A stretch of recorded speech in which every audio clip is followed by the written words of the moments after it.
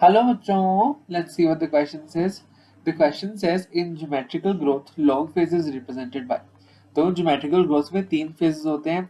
First is initially lag phase जहाँ पर growth बहुत slow होती है और cells mature कर रहे होते हैं and so that they are able to divide at a certain stage.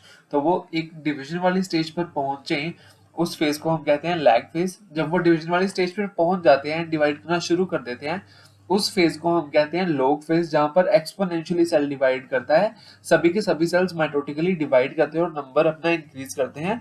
Then last में आता है स्टेशनरी फेज जहां पर न्यूट्रिएंट एंड स्पेस की कमी होने की वजह से, लिमिटेड न्यूट्रिएंट्स होने की वजह से ग्रोथ स्लो हो जाती है and ultimately it becomes a flat line and the growth is linear, then not linear but it becomes stable.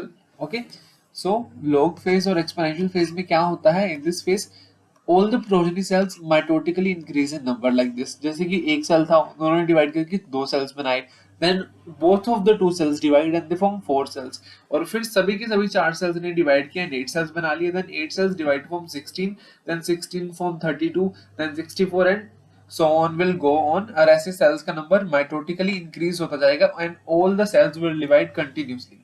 Okay, and ये न्यूट्रिएंट कंज्यूम करेंगे रैपिडली, जितना भी वहां पर न्यूट्रिएंट को मिलेगा ये कंज्यूम करेंगे to sustain their fast growth. Okay, so this is what happens in log phase or exponential phase. What happens is there is rapid consumption of nutrient ताकि वो growth जल्दी कर सकें because they are in their active phase of growth. Rapid increase होगा cell number में because all the cells are dividing and it also shows highest growth rate. Okay, initially lag phase में growth नहीं था और stationary phase में भी growth कम होता है, so that's why log phase is the phase जहाँ पर highest growth rate होता है. इसलिए हमारा आंसर है option number D. All of the above statements are correct, that there is rapid consumption of nutrient, rapid increase in cell number, and it is the highest growth rate. So our answer is option number D, and I hope you understood this question well. Thank you.